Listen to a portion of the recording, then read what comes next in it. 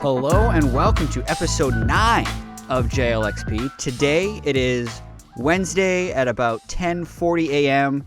40 minutes ago, Kien Lam's 10 thoughts on the LCS release. You can go to lolesports.com to find that. You can probably find it through his Twitter as well. We're going to be talking about that, but also both of us were in this odd situation last night where we wanted to watch the start of the LCK split, SKT versus Damwon. And we ended up staying up a little bit longer than expected. Keen, how was your experience watching LCK last night? Yeah, glad to be back. We actually just finished watching the SKT versus Damwon set 2 minutes ago. I think the series just finished. It was We haven't slept, actually, at all. The longest best of 3 of the season. And it was a lot. I did not expect to be up that late, just sitting there. I was like, I'll catch a game of LCK here. Even by game 3, I was going to skip game 3 and just go to bed. And then I turned it on, and SKT was up like 4K gold by 20 minutes. And I was like, okay, let's just watch this one to conclusion. And it's like 30 minutes later, they're still sitting there trading. It was just every game tricked me in that series. Like, the first game was just interesting because it was the LCK luster of, Damwon versus SKT, and then really Damwon kind of dominated that first game. Like, when I saw that, for those of you who didn't watch, just like calling back in my mind, we saw the first pick set, we saw it countered by Mordekaiser. Showmaker's Rise had like 7 million CS at 30 minutes, like actually an insane number. I think he hit like 240 by 19 minutes in the game or something. But anyway, they even made some like pretty throwy moves and then still smashed because they outscaled. And then I'm like, yeah, I'll stay up for game 2, right? Yeah, I'll watch him close this one out. Meanwhile, that's a 50-minute Cloud Soul comeback with LeBlanc's Faker's LeBlanc doing 41k damage. Anyway, one thing it did kind of make me think of is like the sticker shock of seeing like the first game of a league is always a little bit interesting. I think you had a tweet about it as well. Like, hey, yeah, SKT Damwon, a lot of those games looked a little bit goofy. Yep. Like, let's make sure we're giving some of these leagues a little bit of time to make it, particularly LCS is one of them. But that was one where the players themselves and some of the individual mechanics were so good. Like, the speed of some of the fights was incredible, but then it felt like some of the choices that were being made were just really boggling. So it'll be an adjustment period getting back in LCK. I'm just glad it's back. Yeah, I agree with that. I don't even know if they were making choices so much as like they were just let's group and let's fight. It was the classic, NA ARAM type style where we always get criticized for it, and I'm sure LCK will slip a little under the radar for that one. But it made me think, because I wrote a little bit about, and we'll get to 10 thoughts, but we were talking about, or I was writing about how EG boot camped in Korea. Yeah. So I was like, well, you should expect them to look better. But if this is what they're boot camping against, maybe that explains what's going on with EG here too. Yeah, I'm definitely gonna, once I have a better headspace for that, try and talk a little bit about the ARAM mentality and kind of what's happened with that, because I feel like it's gotten a little bit out of control. I'll have Prolly on as well, because he's really good at explaining what leads to people grouping mid, because it's actually often the right call to have people mid, or one of the teams has a choice in being mid and the other team doesn't, like it's being forced upon them. And it's about risk tolerance. And yes, it did happen more in NA, but I feel like it's gotten to like a point of absurdity where whenever people are grouped up, they're like, oh, that's not good League of Legends. Yeah. It's, that's not the way it is. Anyway, 10 thoughts going into week 3. Last week, a lot of people enjoyed this, so we thought we'd do it again. We're going to start with Cloud9 because that's the number one thought of yours. Sven Garden, the undefeated Cloud9 with the unkilled Sven. Actually, I'm going to add a few stats on top of your thoughts before you give me your thoughts. Are you familiar with the major deficit stat? Yes. 0% major deficit for Cloud9.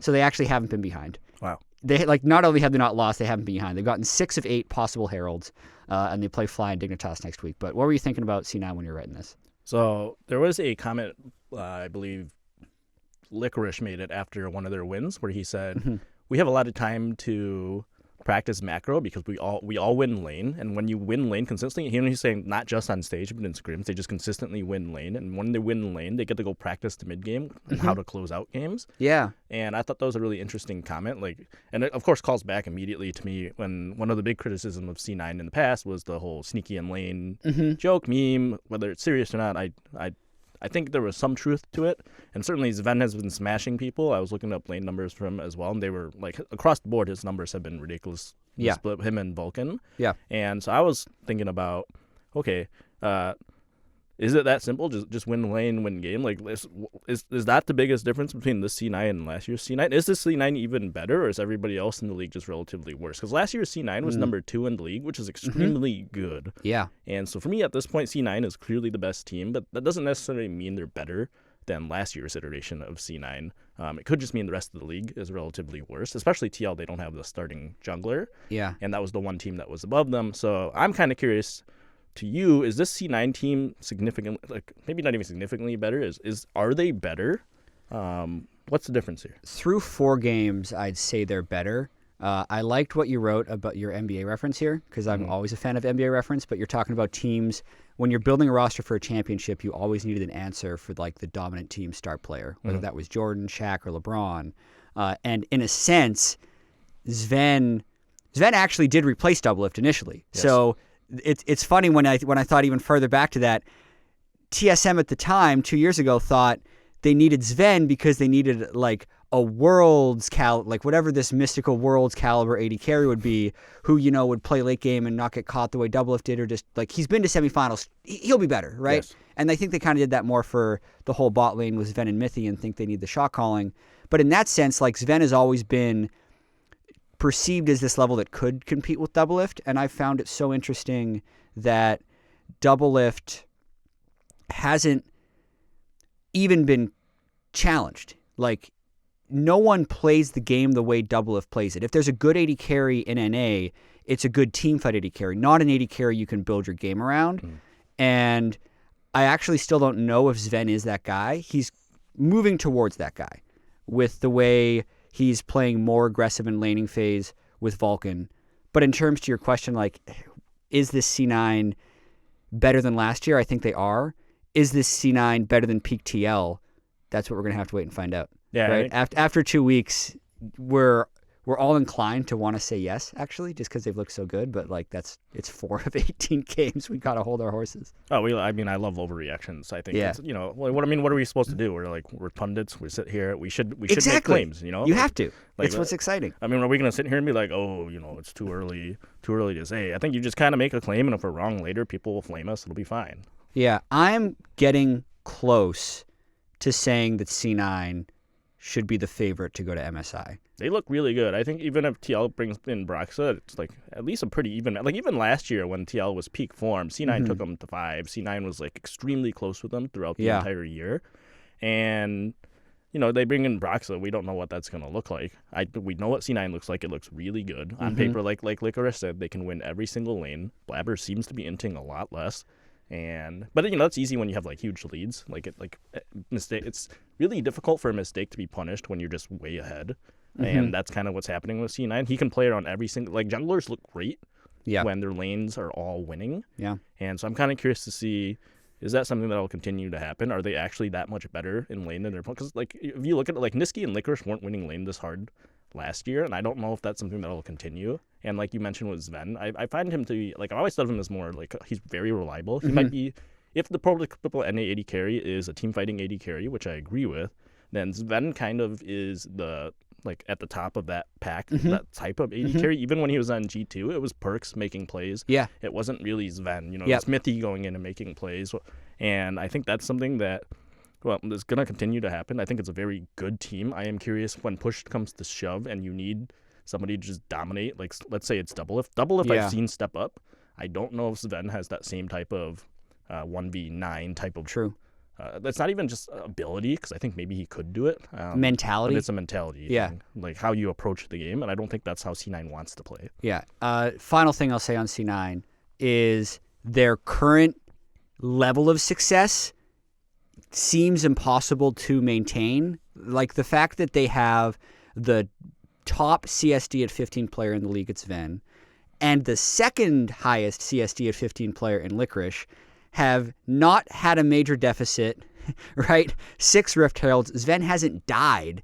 Like, you're not going to sustain that over 18 games. So once we see them lose, then in a weird way, I'll be more confident in saying if they'll win the whole split. Yeah, I want to see a team be capable of coming back. That's what what's made high on the G2 train last year was we saw them go into deficits and still come back and win. And until we see that from C9, I think they're not going to win lane hard on an international stage. It just never happens. And we just haven't seen an NA team actually dominate an NA split since I want to say 2016 even. Like dominate being like 16 plus wins. I don't think that's actually happened since IMT and TSM in 2016. I think you're right. Yeah, 16 TSM was 17-1. They had 17 and IMT was 16-2 in the same split. And so I think that was the last time we had a truly dominant domestic split. I think we've had a 15-win split since then, and I think that's the kind of the measuring stick for me right now is you have to dominate NA if you want a chance to win Worlds. Like we've seen the last couple of years, Liquid has looked good. Like they've looked quote unquote dominant because they've won the championships, but they haven't actually dominated the regular season in a way that I would like to see for us to have hope going into MSI. 16-2. 16-2. That's the magic number. Be 16 and let's have some hope. All right, I like it. Number 2, Dignitas 3-1. You say go Diggity. Blackstreet once sang, "I like the way you work, go Diggity," which makes them the first known Dig fans.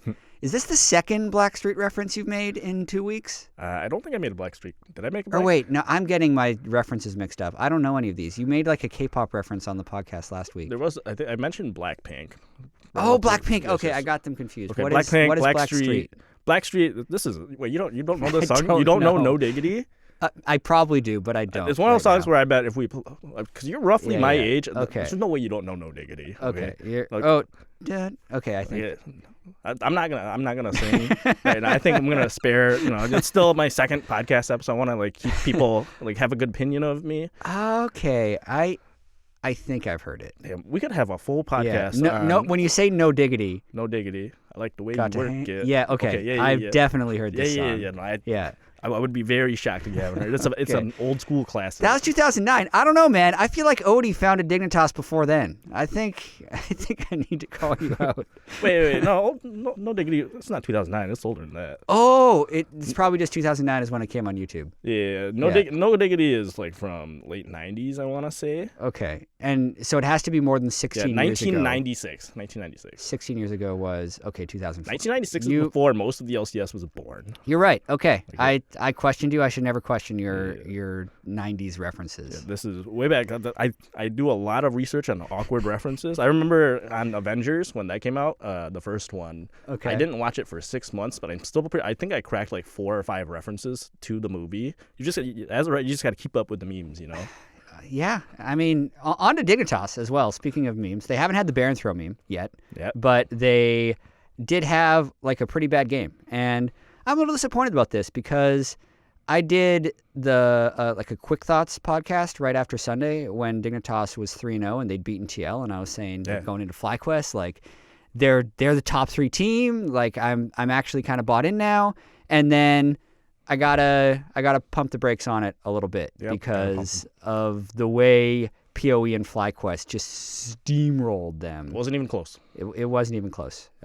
Aside from Blackstreet in Go Diggity, what do you got for this team? So this is, and I don't know. I'm curious to see if you think of these as red flags, and I mentioned these as Huni got ganked, died very quickly, didn't have a ward up. It was a very classic, like, Huni, why are you? Like, a very disrespectful death from him. And then we had Froggen played Echo, and he was generally ineffective on the pick. And that's one of the criticisms he's received from players is he's not good unless he's on a caster mage. I'm generally in that camp of somebody, like, I think he's phenomenal on backline mages. I would just always play him on a backline mage. Like, it's one of those things where, like, I think of him as like if we're going to continue sports references, I think of him as a football quarterback. He's like a traditional drop back quarterback, pocket passer in a league that sometimes demands a mobile quarterback that can scramble left, scramble right. I don't think he's very good at those things. Yeah. And I'm kind of curious to you, is that a fair assessment of Dignitas? Are these red flags? That's a sweet reference in terms of pocket passer versus like Lamar Jackson, right? Yeah, right. But it is a little bit of a red flag. I'm just looking up his solo queue now. A Nivea kid, most played Rumble, next most played Aurelia, next most played Diana. So he's definitely trying to, dress for the job he wants, yes. not the job he has. And I think for now that's what Dig should be doing. But yeah, I do think it's a little bit of a red flag. Froggen is a player who has evolved a little bit over time. I think he found so much success. This is actually the problem with really successful players or really good players, is sometimes they are so good at something that isn't optimal, they can't tell because they find success with it anyway. This happens to Doublelift a lot of the times, actually, when they're going towards international events. Is like he gets away with so much in NA because he's so good that he can't tell that like his picks are dated or something. So yes, I do think it is a like yellow flag. Like it's not quite red for Dignitas here, but yeah, he's a pocket passer currently. The Echo pick was I did go back and check Games of Legends like previous mid Echo picks. Rookie did play it earlier this season into Rumble and find a lot of success. So it's possible to do so. I still think because of the way Dignitas and Flyquest play with such early river fights, that wasn't happening in the LPL where there was this high objective focus. The Rumble's going to be more effective. But since Rookie got to Proto Belt first, like before the Rumble could get to Leandries, he was successful. But the opposite happened in this game, and PoE got to his items, and Froggen could do just literally nothing. Yeah, I didn't get to catch the game in which Rookie played, but I was looking up comments on it. I think somebody wrote that Rookie actually killed the Rumble under turret a couple of times. He did. So the first kill was just a skirmish where both junglers were involved. Then once he had Proto Belt Spike, he actually did kill him between mid and the second inner turret. Like just sweet like Proto Belt EQ combo to finish him off. Is that one of those things where Dig was like, oh, Rookie played it, and then they forgot about the fact that Rookie killed his laner twice, and that's the difference there? I don't think so. I mean, when I see that Froggen has 28 games played just on his Anivia Kit account as Rumble, I'd imagine a few of those would be against Echo, and he says, hey, Echo's pretty good here. Yeah. Would be the thought, and they just didn't. I think they just failed to execute. That was a game of failed execution for Dig for me. Like Huni getting surprised by Santorin's like really cool jungle path where he's a blue side jungler, starts red, then runs all the way top lane to gank. That is a play that will work probably 8 times out of 10 against Huni, and is going to be predicted like 2 times out of 10 by a top laner. So I really liked it in that case. Makes sense. I think it'll be interesting to see going forward. Like I said, I know last week we had some minor disagreements on how good this Dignitas was going to be. I said 2-0. They ended up 1-1-ing. They're 3-3. Yep. Your 2-0 on Flyquest also ended up being a 1-1. Yep. So we were both half wrong. Half wrong. But, not half right is the way I would prefer to put it. Yeah. For Flyquest, moving on to there, the one thing I bolded in yours is you said PoE and Santorin continue to look like one of the best, if not the best, mid-jungle duo in the league. I mean, I think that's got to be, like, I think going into the season, I might have said that anyway. Like, if you look back to last year, I remember in Spring Split on the All-Pro teams, 14 of the 15 players were TSM C9 or TL players. The one exception was Santorin. And I felt like he had a big resurgence last year. Even in the summer when they were, like, not as hot, Santorin still looked pretty good, especially in the early game. And I think that continues now where he has, like, I talked about this last week, having Power of Evil and Ignar just adds so much to his arsenal. And I just feel like this is, to me, the best jungle mid combo in the league. I'm trying to think of. Yeah, I mean, I think it's C9's got this halo right now. So I'm going to say like Blabber, Niski, Jensen, Broxah, but we haven't even seen that yet. Based on current performance, yeah, I think you got some. I think especially if we're just gonna like isolate, like, even if you're going to isolate it, if I had to pick a combo, like, just on paper, which two look the best, it'd be these two. And then when you look at how they perform so far, this is the combo that I feel like this might be, and I mentioned later in this blurb as well about how when we hit international stages, it's not really Doublelift that struggles against bot lanes. Like, you know, he might not, like relative to NA, he might struggle because he's not, like, just blasting them.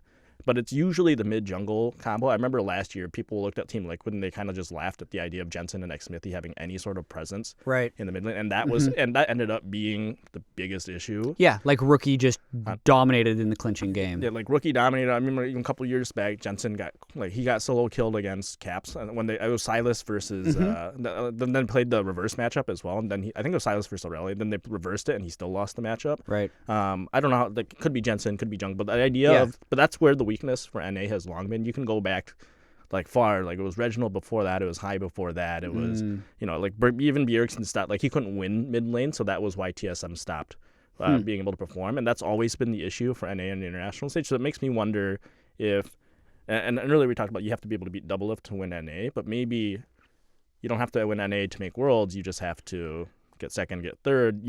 And if you're focusing on a world stage, to me it feels like mid-jungle is where you need to have the strongest possible combination. Even TL upgraded in the jungle this split, I think, as an answer to that. And that's kind of the thing that makes me wonder is, like, I like Flyquest a lot because I think building around mid-jungle is the best way to build it. Like, personally, if I were to start a new team, that's where I would begin. Yeah. The thing that I like about Flyquest is the weaknesses or the supposed weaknesses of PoE and Santorin is that they play too slow. Like, PoE is a little bit of a pocket passer in the same way that Froggen would be, where he wants to scale up. And Santorin has the ward meme follow him since TSM, but they have the highest combined kills per minute in the league so far. Wow. They actually have the bloodiest games with the most kills, and their early game has been, I think, close to the most kills. So that's that thing that's like, challenge your preconceived notions about the way Santorin plays for the people that have, watched him in the LCS. And like, this happens, I think, to a lot of people. They see a player on TSM, that's the team they watch. Then he's on another team and they only watch like a third of his games. So they just remember the player that was on that team. Yeah. I mean, I think anytime you're in a team with Wild Turtle and Ignar as part of that, your team's always going to, I don't know if aggressive is the right word, but Turtle's always going to be in a position where fights are going to break out, whether like it's a good thing or a bad thing. And I think that means you're ready to go. And then I think the more you scrim with Turtle, I bet this happens even more in scrims because people are even looser. And so you see Turtle do something, like you start question mark pinging him, but then as soon as he goes in, you kind of have to follow. Like, it's 35 minutes and you're 80 carries the front line, you're like, oh shit, I better, like, eventually you have to start playing in front of him. And like, I'm thinking back to those old IMT teams. One of the reasons I thought they were really successful, or why Turtle looked really good in 2016 with IMT, was because he had Huni on his team. And Huni, like, if there's one player that's going to be ahead of Turtle when they're fighting, it's going to be Huni. Like, Huni will always extend himself farther than Turtle. And I think that's the kind of thing Flyquest needs to really consider, is like, you can really enable Turtle by making sure, like, he will fight and always be ready to deal damage. You just make sure he doesn't get caught out and die at the beginning. And you can do that by being in front of him. And I think Ignar's been very good at initiating fights. Like, to me, Ignar's been probably like, when I say Power Revo, I'm really high on Flyquest. It's like, what did you have them at, like, preseason, power ranking wise? I don't think I made an official pre-ranking. Yeah. But if I know hindsight is, I get to cheat a little bit. Yeah, you do. Here. I'm giving you one right here. Like, obviously, I would have had Liquid at 1. Yeah. And Flyquest probably would have been around 3. Like, woo! I was very surprised when I found out everybody else was low on Flyquest. Yeah, so Flyquest, when I surveyed the 16 people, was not in playoffs. Wow. So 100 Thieves and EG were the 2 playoff teams. Actually, Flyquest was 8th. Damn, that is really low. So I did have a preseason, like, 10 players to watch, and at least in that, I said Flyquest was my dark horse team. Yeah. So, whatever, like, dark horse could mean any number of things. That's legitimately a dark horse. I hate it when people say, like, oh yeah, the top 2 teams are the favorites, and then that number 3 team, that's my dark horse. Yeah. It's like, no, that's the 3rd place team, dude. Yeah. But in this case, a lot of people didn't see it coming. I'm thinking now they're a playoff team after 4 games, but you are still thinking, like, hey, this is validating the dark horse potential I saw in them. Like, if they keep it up top 3, is that? I think top 3. I think if Broxah comes back, there's going to be a clear division between 1 and 2. Being 3 might not mean anything, but it's good for, I think, like, it's good for their morale going into the summer, in terms of, like, can we fix any of these things? Are we good enough with these 5 players? It's really hard for me to see anybody taking over C9, Team Liquid, even Team Liquid without Broxah. But that's what will make this next week interesting. We just covered Dignitas and Flyquest. Dig plays TSM and C9. So whether or not TSM is actually on the up after the 2-0 and how dominant can C9 stay. But then Flyquest plays C9 and EG. So 2 weeks in a row, actually, Flyquest and Dignitas are sharing an opponent. Mm-hmm. Last week they shared TL. This week they share C9. If either of them can win a game against C9, that's when I think in most of the public's minds that team's really going to become legit. Because right now C9 is just beyond. Yeah, I mean, if Flyquest beats C9, I'm going to go plant a tree, and we're going to Flyquest hat, and that's my number one team in the split right there. Oh, man. Okay, so 100 Thieves, this is where it gets a little interesting. And right off the start, I really liked the intros to a lot of your paragraphs this week. You said, if I'm to be candid, then I would say I don't think this team is good. If I'm to be further candid, but optimistically so, I'd expect them to finish 9-9 and put them in the playoff series, which is, of course, at odds, is what you say. Mm-hmm. I am shocked this team is 2-2. They look like an 0-4 team. So I got some stats for this. Mm-hmm. Everyone on 100 Thieves has a negative damage per minute difference. Whew. So what that means is in a game, damage per minute difference is you versus your lane opponent in a game. Mm-hmm. What has your damage been? So in games, everyone on average has been outdamaged by the opponent, yet they've still won 2 of them. They have 7 Drakes. Their opponents have 14, but they've still won 2 games, right? The wins were against Golden Guardians and CLG. Mm-hmm. So 2 of the worst teams in the league, and the losses were to EG and then Cloud9, who everyone thinks is God tier. But I just talked for a bit. What were your thoughts on 100 Thieves? That is an interesting stat. I think when I hear a stat like that, I say, oh, but they're still 2-2. That means like when they're winning, they're barely winning, and when they're losing, they're getting smashed. And I think that's probably been accurate so far. I think so. 100 Thieves. So when I'm looking at this team, the thing I was kind of curious about this week is Papa Smithy is somebody we both know very well. Yep. I have a lot of respect for him. I think a lot of people do. And so when they saw him put this roster together, a lot of us kind of raised our eyebrows. It's like, well, Papa Smithy, like if you were still casting, you were still an analyst, I don't think you would be very high on your own team. And so I want you, as somebody who is also a caster, if you could put yourself in Papa Smithy's shoes, what was the best imagined scenario for this roster? When he's sitting there and he's like, this is the roster he puts together in his head, what is the ideal version? What does that look like? Oh man, that's tricky. You mean like with these 5 players? Yeah, like with these 5 players, like when you're sitting down and you're saying, okay, we need like Ryoma's gonna be really awesome. He's gonna pop off, and then that's how we're gonna to me, I can't even imagine that personally. Like, what is idea? I think obviously everybody wants to win a split, but if I'm sitting down with this roster, it's hard for me to envision what has to happen in terms of play style or like who pops off or who has a good split. Right. To me, it was probably someday, but it's in a meta where and I talked about this a little, top lane just isn't very impactful at the moment. Even when people get picks like Zed, it just, they initiate, but they're not really hard hitting. I would say that if I try and put myself in hey, cast return GM shoes, and now I have this roster together, what are my expectations? I would say that you're kind of observing the landscape. I'm going to focus in on Ryoma because that's the name everyone brings up, right? You can say Cody Sun Stunt, that makes sense. They've played together before. Stunt's won in LCS. Someday is someday. Meteos has been in finals, and he's at times been a great leader. Ryoma is, hey, why Ryoma and not Pobelter or Demonte or one of these other guys? And I think you say, we don't need to try and win 2020 spring, but what would be our best chance of winning 2021 summer or something like that, right? And I really do think this is an attempt at a long-term mid lane play where you're going to try and find a mid laner who hasn't necessarily been given the reps on the international stage and hope, not international stage, but in the LCS, and hope that he can level past what you observed in the landscape in the offseason. Because I think when you're looking at that offseason and you see Bjergsen, Jensen, Niski, Froggen, all these other mid laners, and you're saying, okay, I could pick up a mid laner who's going to be 6th best in the league, and I don't genuinely think he's going to break into the top 5.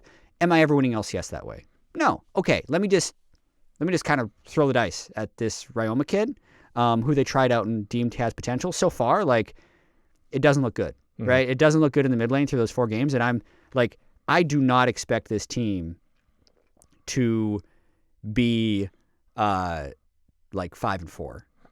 They could be 3-6, 2-7.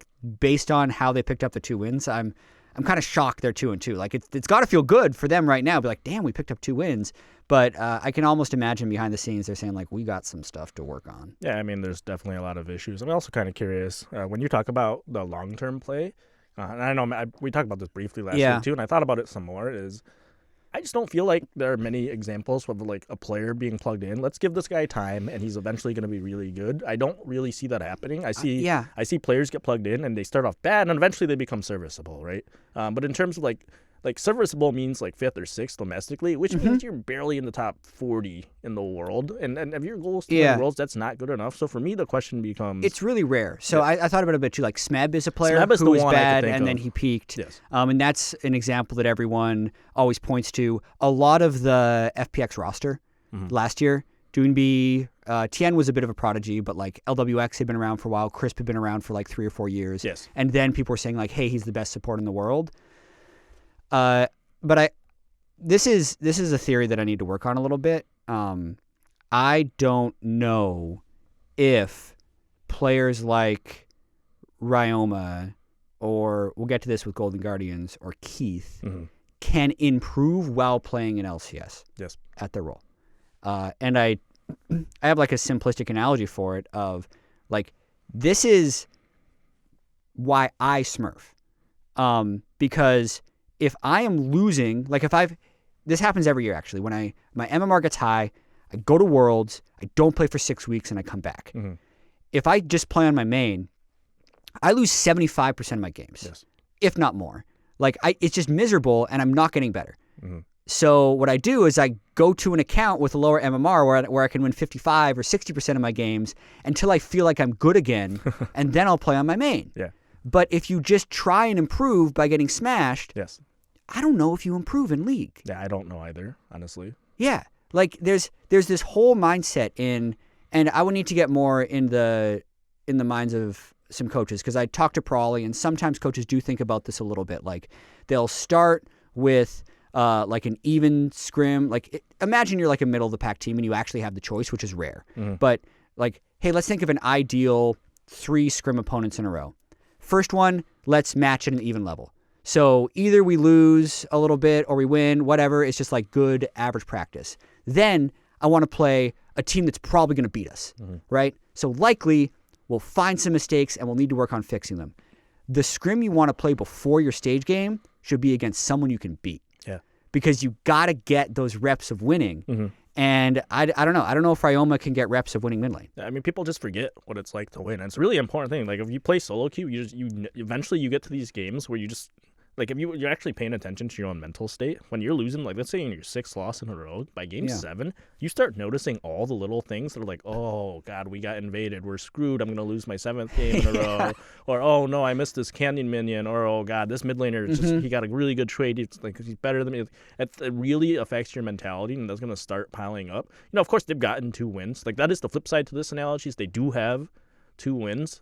So there is some. They have been winning. Yeah, so they've gotten a few wins. It's one of those things where maybe we're over pessimistic on this roster, because they do still have some good pieces. Cody Sun, I think, is still one of the better AD carries in the league. Meteos has been through 50 million ups and downs in his career. This is not even top 10 for let's hit the panic button for somebody like Meteos. And I think you can say the same thing about Someday. Someday famously played on KT. He knows exactly what it's like to struggle. So I think this is that's the plus side. There's a lot of veteran leadership on this team. I don't think they're gonna mentally go boom.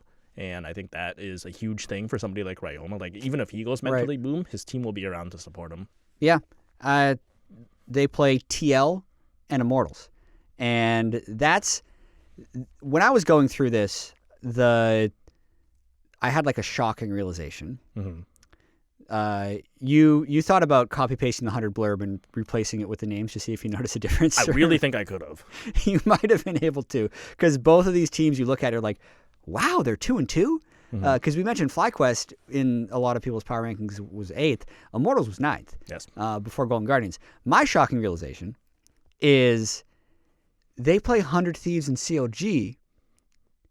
This team's going to be 4-2. That could very possibly be a thing. They're going to be like tied for 2nd in the league, because I think C9 is going to beat Flyquest and Dig. It's going to push everyone to 2 losses. And Immortals, I think is going to be tied for second.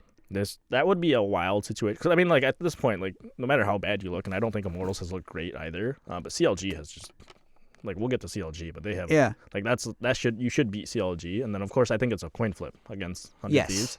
And so if they win that coin flip, that 4-2 mark on a team like Immortals, I think, would be pretty wild. I think it would be, and Zabuteen and Ica have gotten a ton of criticism. And I don't necessarily think that all of it is unjust, but it would be like a just very validating start to the season. Yeah, I mean, confidence goes a long way. Like, it doesn't matter if they're 4-2 and we're sitting over here saying, oh, you know, this might be the worst 4-2 team ever, or we're saying, oh, you know, their 4 wins are over bad opponents. We don't think they're good. Yeah.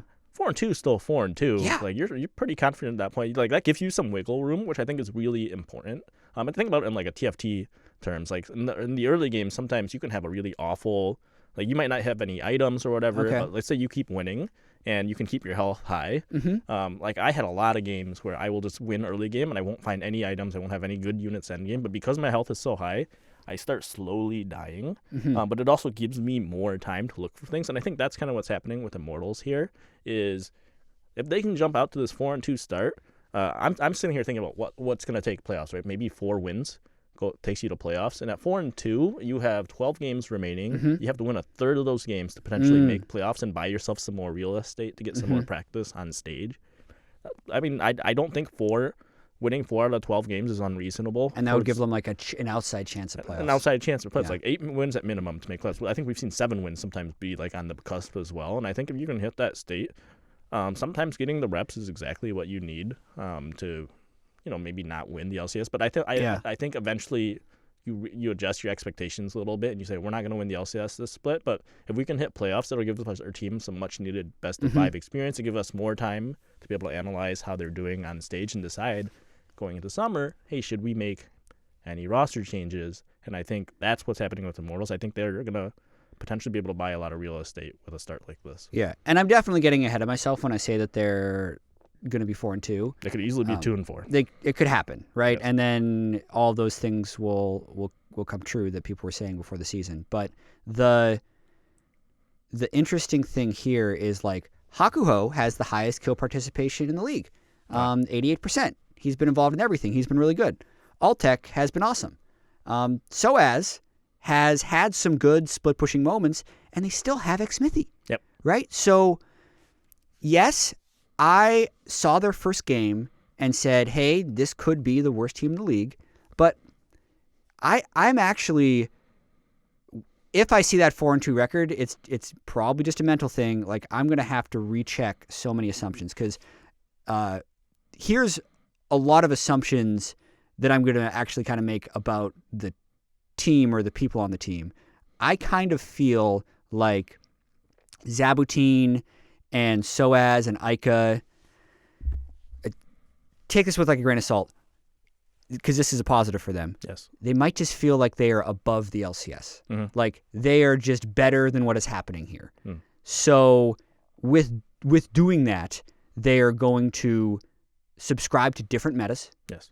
They're going to play, different champions, different styles, and they're also going to have that constant chip on their shoulder where everyone has flamed Ica and Zab, and there's a chance. Have you heard of the nobody believes in us theory from sports? Like Bill Simmons would write about it all the time. It's basically a lot of these like teams that go on big runs.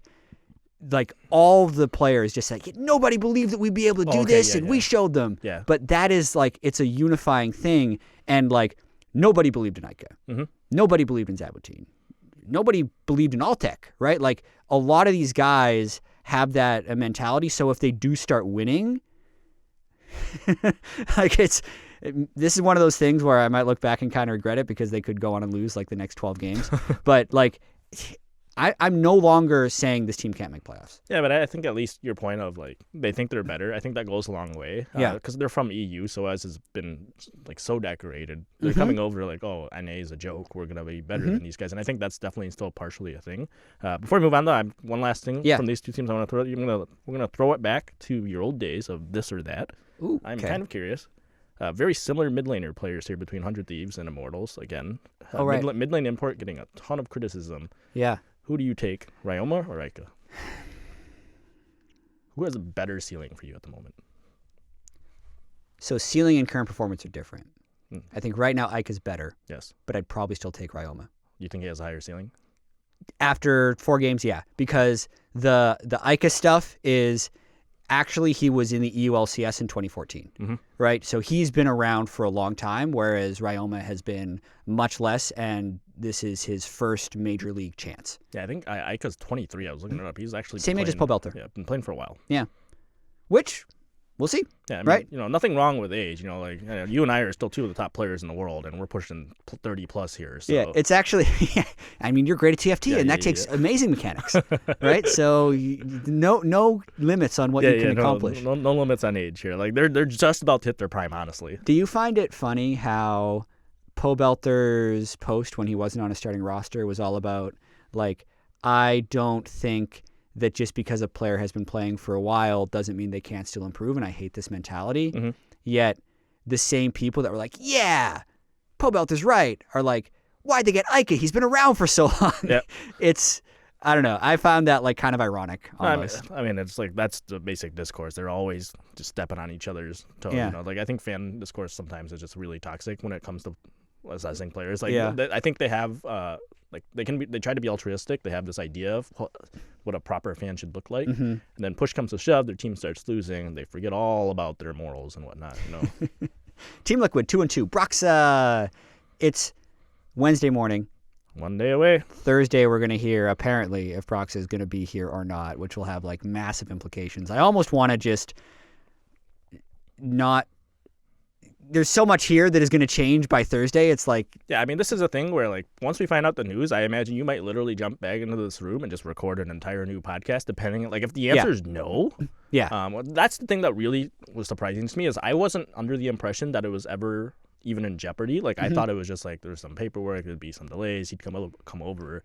And it wasn't until we had another player, I think Kadir, who was just flat out rejected from being able to fly over here, that I was like, whoa... Would this happen to Broxah?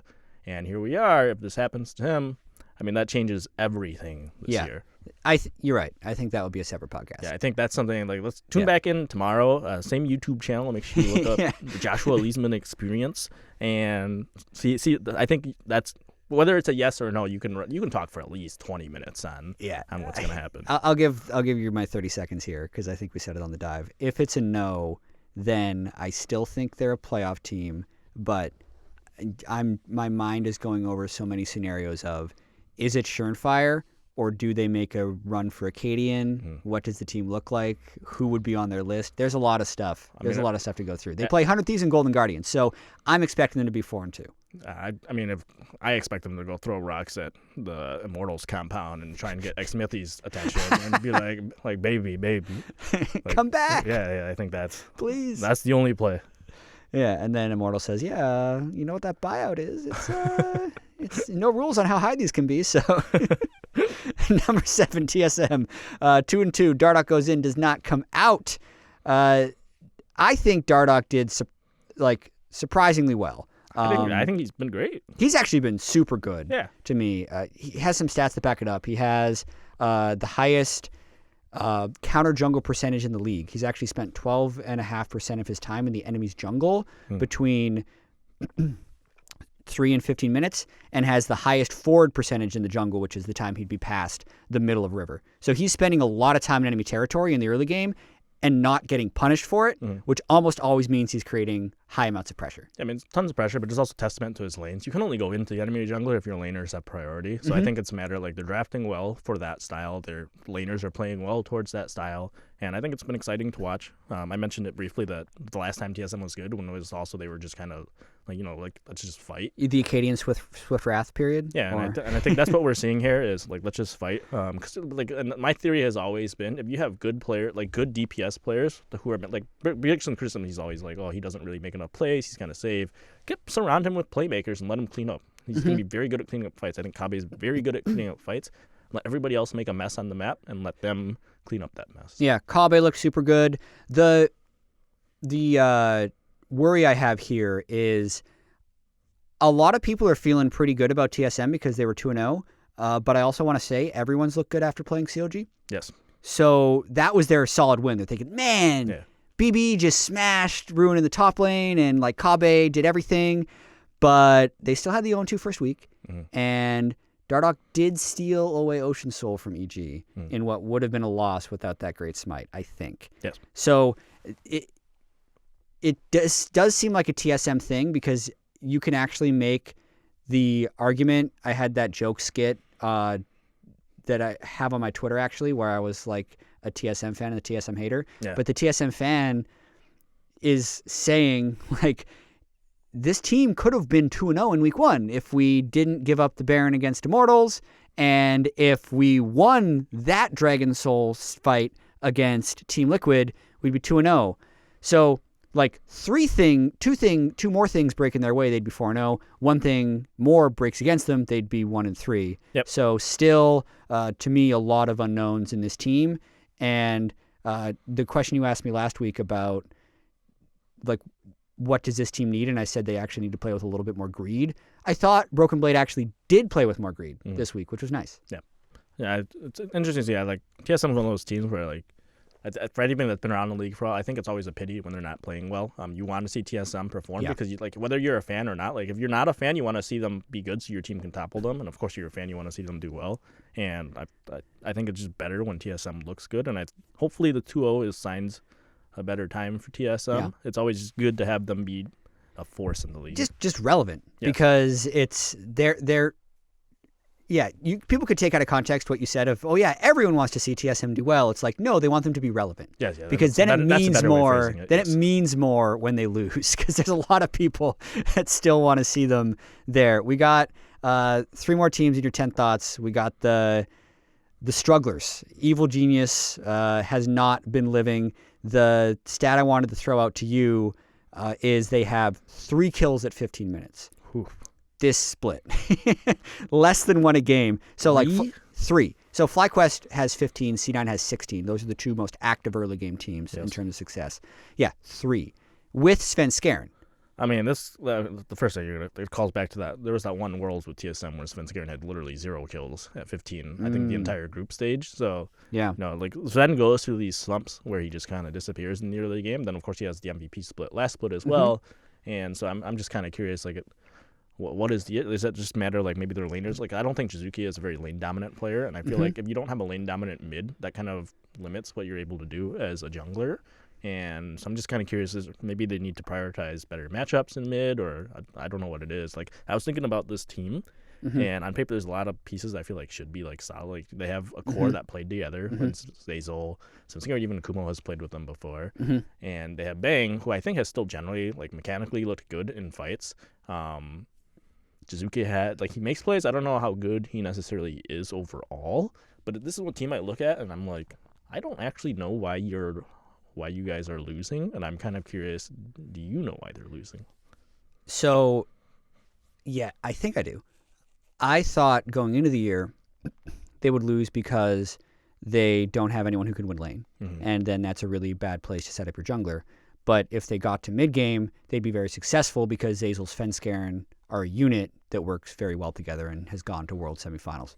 And what has started to happen in the meta has actually been a lot more grouping and a lot more macro and a little bit of a de-emphasis on lane, which should theoretically be good for Evil Geniuses. But then I think Jizuke is not coordinated with the other 4. And that's what's hurting me, which is surprising. And people that watched all of Jizuke's games will be like, you shouldn't be surprised. He's always in his own world. Like, for the way this team needs to win, since they don't win through lane, and Zazel and Svenskeren can work so well as a unit, Jizuke's got to listen. Like, I don't think this is the meta for him to be going off and trying to do his own thing. And it's one of those kiss curses because the game they won is because Jizuke did that stuff. Yes. But I think the games they lost is also because Jizuke did that stuff. I mean, we have 2 very clear LeBlanc examples. Last week, of course, he had the pop-off LeBlanc game. But then this week, he had a LeBlanc game against TSM, and I talked about this a little bit, where it felt like he was constantly on the side, but he kept trying to make plays, like jumping on. Then Bjergsen just had like locked in on him. And no matter where he came from, he didn't get a single like he killed Bjergsen in the River by Herald at the beginning of the game. And after that, he would completely disappeared. And I feel like at that point, you have to be able to recognize, like, okay, they're actually playing, like, to protect, like, they're looking for me in every single fight, and they're doing it well. At that point, EG had their top, like, I think top was strong in that particular game, and they could have easily sent just LeBlanc on the side. And it's like, at that point, you just play side lane pressure and stop trying to force this thing that's not working. And it just felt like he's tunneling he's tunneling a little too hard on being like, I need to make a play to like kill somebody. Exactly. There's other ways to win the game, and when you think about Jizuki at his best was the Vitality years back when they were at Worlds, was like they were generating a ton of good side lane pressure, and I feel like that's kind of where they maybe need to look a little bit more. Yeah, I think they need to focus on that. But Kumo, to be frank, is just not experienced enough to generate 1-3-1 side lane pressure. So either they work on that play or they get Jizuke grouping, which I think is the quicker fix, but that's on the coaching staff to try and decide. I don't think it's going to be quick. It's not going to be a quick fix. Yeah. All right, Golden Guardians. I have a lot of thoughts on Keith, but more so the Golden Guardians roster. It's good news for Golden Guardians that they won a game. Everything else is bad news. Yep. I like that. What's the bad news before I talk about Keith? I mean, Keith is probably the biggest thing, and I think that's the biggest thing to talk about. But even beyond Keith, like, you can look at the rest of the roster, and I think similarly, it doesn't strike a lot of confidence. I don't know if I think, like I said, when I've watched them, I haven't looked at the games and like be like, oh wow, they're just getting completely blown out of the water. I feel like they've entered the mid game with a chance in like every single game so far, which I think is maybe the most surprising factor, because I actually kind of expected them to get crushed early, and I don't think they're losing that badly early. Like, they're definitely not winning early game either, but they're giving themselves a chance in the mid game, which is, I think, like as a coach, that's really that's the bare minimum you can expect from your team. Let's get to mid game to give ourselves a chance, because if you get to mid game and you can start grouping, perhaps you have better synergy, you can rotate better. Those are things coaches can teach. Coaches can't really teach, like, hey, go win lane. Like, that's not a thing you can teach them in like tiny mechanical things, but like that's not a very easy thing to teach. And so I feel like they've been pretty good at getting to the mid game. You get to the mid game, and that's where things sometimes start to fall apart. Keith gets caught out. He doesn't look particularly good. I think you have a lot of thoughts that I talk a little bit about here as well. 122 and 12 is, frankly, it's extremely bad. It's extremely bad. Yeah. I blame Golden Guardians here, not Keith. I'm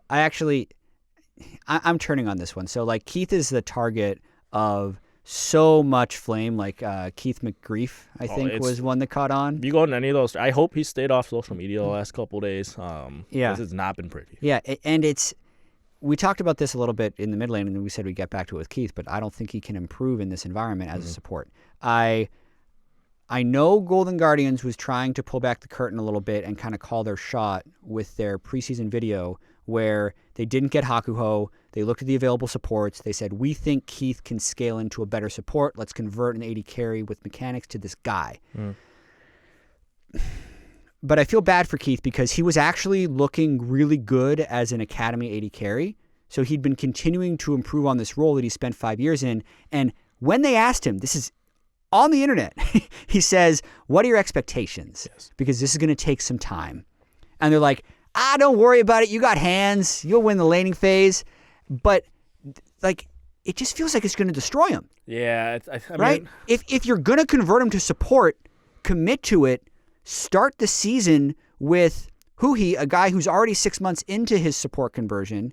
Let Keith do it somewhere else where he's not going to get Keith McGrief tweets every 30 seconds. And I think that would have given him a better chance. Yeah, I mean, I think they really, like I mentioned this here, like we could be seeing any given week now. This could be literally the last time we see him play professionally. I think, which is a giant. Exactly, because he was doing well as an Academy ADC. Yeah, which is, I mean, of course, like, but he's always been. I think the idea is like Keith's always been like one of those like gatekeeper level players. That's true. And so, like, what is. Like, I think it's good. Like, it's definitely better for your confidence, I think, to be winning an Academy than to be getting completely smashed. Like, my one defense of him is I'd much rather see him trying to make a play than do nothing. And I think there's plenty of supports that kind of fly under the radar because they're not going 0-5. They're going like 1-2, but then they're literally have zero presence in the game. Effort went 1-8 last night. See, so I mean that was definitely not under the radar. Yeah, I mean, so there's plenty of supports who I think just skim by not dying, and I think Keith, at least you can see he's trying to make plays. They're definitely not good plays. They're actively hurting his team even, but you can see some of the. I think I can see what he's thinking. A lot of times when he's doing like these weird flanks, I think he just doesn't know how strong he actually is, and that's probably the biggest. Like a lot of the positions he's in would be great if he was 5 levels more with like 2 extra items and like ranged with an infinity edge and just ready to just start mowing him down. But it's like he's finding interesting flank routes. It's just like he needs to get better at reading his own power levels, and that's a thing that doesn't happen without more experience on the role. I'm curious for you because people are talking about it's like Keith sucks, they should replace him. If you are, and this is not just for Keith, how long are you willing to give a player before you pull a plug? And it doesn't depend. I'm sure it depends a little on what your expectations for the whole team are. Like if you have championship aspirations, probably shorter. If you're just looking to improve, maybe you give them a longer leash. To you, how long are you willing to give a player before you pull the plug? This is something that I can easily say from the outside, but I think is much harder to execute from the inside when you're hearing all of the noise. Because I think in spring, I'd give him like 12 or 14 games. That's a lot of games. Yeah. Because you're going to have the summer break anyway. Summer split is where you need to be ramping up to Worlds. And unless you have a really good prospect on the back burner, which since so many of the assets are already signed, you're not going to have any chance to even maneuver until summer. You got to give them time. It's going to be really hard, though, if they're 1-10 and Keith has died 56 times. Right? But from the inside, I don't think they'll give him that long. But I think in an idealized world, as a team that even if they got Core JJ, they're not going to MSI. So let's give him as much time as possible. Core JJ's name. I think it might be possible. Whoa! How good is he? It's incredible. He kills 3 people at once with Tom Kench. Core JJ's an insane player. Yeah, they play TSM and TL this week. I'm thinking it's 0-2, but you never know. They did pick up that win. On to CLG for even more positive things. You said that there's not a single positive thing you could say about this team. So CLG is one of those teams where sometimes their subreddit gets a little mad at me because they're like, "Oh, you're really anti-CLG bias." I think this week they might even. I think this week they'll let me get away with this. They disagree with you. I was thinking, like, do you have a single positive thing you can say about CLG? I do. We had a this or that slide. I forget exactly what it was, but I basically said like. So I have three COD stocks. From the stock game. If people aren't familiar. You can basically buy like 9 or 10 stocks. That's good. You're like near the top. I'm doing well. I tried to diversify as much as possible. So I said like COG, C9, TSM, 3 in each. So I'm basically didn't win or lose anything because I had a 4-0, a 2-2, and an 0-4. So you know what they say, buy low, sell high. Holding on to the stocks. So anyway, Counterlogic Gaming, I feel like they do this. Where as soon as you say that there's nothing positive to say about them, you're doing them a favor. I'm blessing them. Like, fans should be happy. No, you're doing them a favor because when everyone says this team is 0-18, that's when they have the 2-0 week. So I can't explicitly say that I think they have a chance of turning it around against EG and Immortals. But if I say that this team is hopeless, then what is unsaid is important. Has my COG code worked? It's like CLG fans putting on this, like, we got your back here. Like this.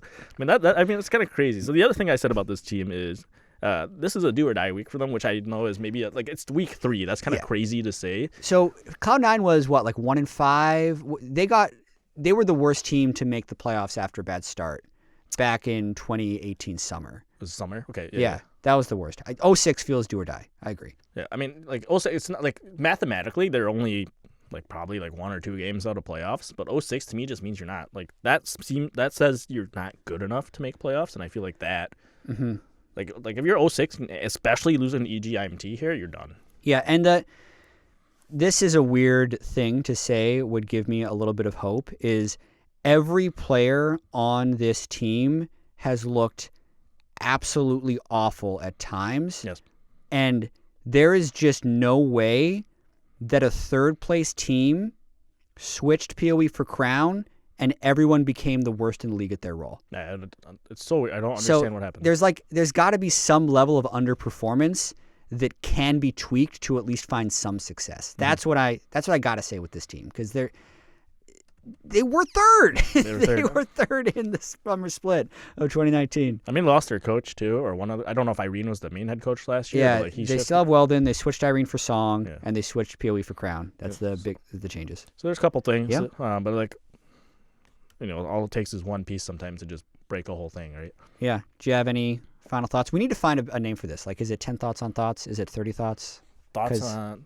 Because I feel like maybe there'll be weeks where we don't even do 10 thoughts. Like, we barely touched on Liquid this week. Yeah. So maybe applying I feel like numbers confine us. We can change the format. Like, we've done the 10 teams because it's a nice way for people that want like a really detailed look. But you never know. Like, we could change it up. Yeah, there's a lot we can do. I think it's something maybe we brainstorm. Let's iterate. Brainstorm. Yeah. Iterate more. This week we can call it the podcast. We'll be like looking for hope for CLG. Like, that's it. We're looking for one thing. My notes here say number 10: give CLG fans some hope that is specific to their team. That is. Were you able to do that? Kind of. I mean, take the silver lining. Yeah. Well, thanks for joining me, Kien. This was, I'm going to call it 10 thoughts on 10 thoughts. Thanks for having me. Yeah. See you.